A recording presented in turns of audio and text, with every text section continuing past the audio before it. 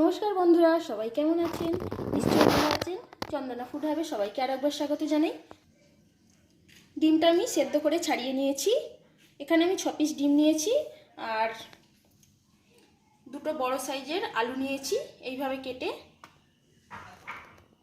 3টে পেঁয়াজ নিয়েছি মাঝারি সাইজের, হাফ ক্যাপসিকাম নিয়েছি আর একটা গোটা টমেটো নিয়েছি আর আদা রসুন বাটা নিয়েছি। আজকে ডিমের কারির জন্য এগুলোই নিয়েছি। ডিমগুলোকে আমি একটু চিড়ে নেব ছুরি দিয়ে। এরকম চিড়ে নিলে ভিতরে মশলাটা কিন্তু ভালোভাবেই ঢুকে যাবে।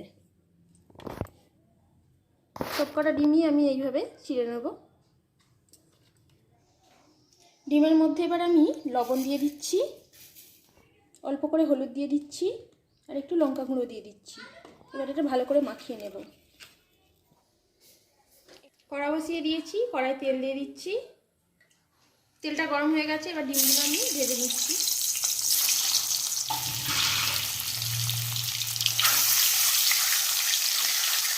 ভাজা হয়ে গেছে।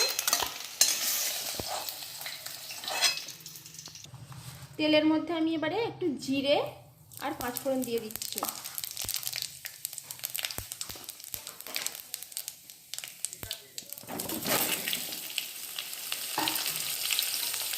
আলুগুলো দিয়ে দিলাম। এবার আলুগুলো খুব ভালো করে ভেজে নেব। আলুর মধ্যে একটু লবণ দিয়ে দিচ্ছি। আর এখন তো নতুন আলু, একটু সেদ্ধ হতে দেরি হয়। আলুটা ভাজা হয়ে গেছে, এবারে আমি পেঁয়াজটা দিয়ে দিচ্ছি।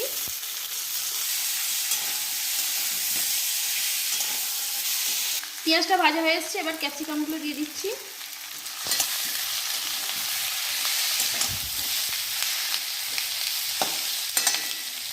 এক চামচ আদা রসুন বাটা দিয়ে দিচ্ছি।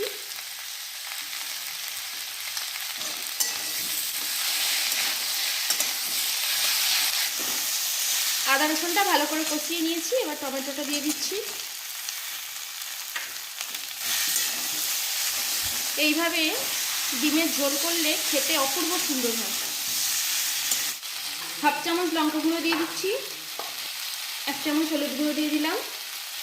লঙ্কাটা আপনারা যে যেরকম ঝাল খান সেরকমই দেবেন।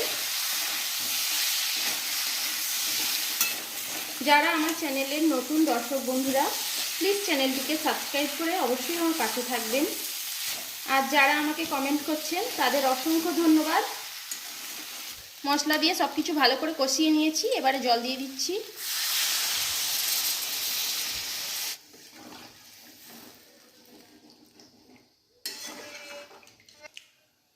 এবার পরিমাণ মতো লবণ দিয়ে দিচ্ছি। আলুটা সেদ্ধ হওয়ার জন্য একটু চাপা দিয়ে দিচ্ছি।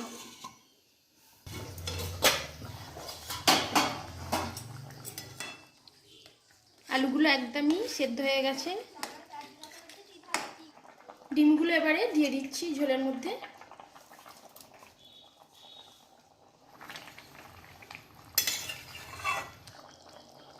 এবার সবশেষে 1 চামচ গরম মশলা দিয়ে দিচ্ছি। তো বন্ধুরা, গরম গরম ডিমের ঝোল তো তৈরি। তাহলে আর দেরি কেন, গরম গরম ভাত নিয়ে বসে পড়ুন।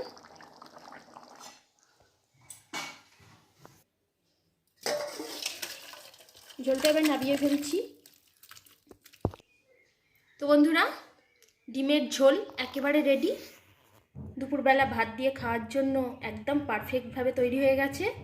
আজকের রেসিপিটা যদি ভালো লাগে তাহলে প্লিজ আমার চ্যানেলটিকে লাইক, শেয়ার এবং সাবস্ক্রাইব অবশ্যই করে আমার পাশে থাকবেন। সবাই সুস্থ থাকুন, ভালো থাকুন। ধন্যবাদ বন্ধুরা।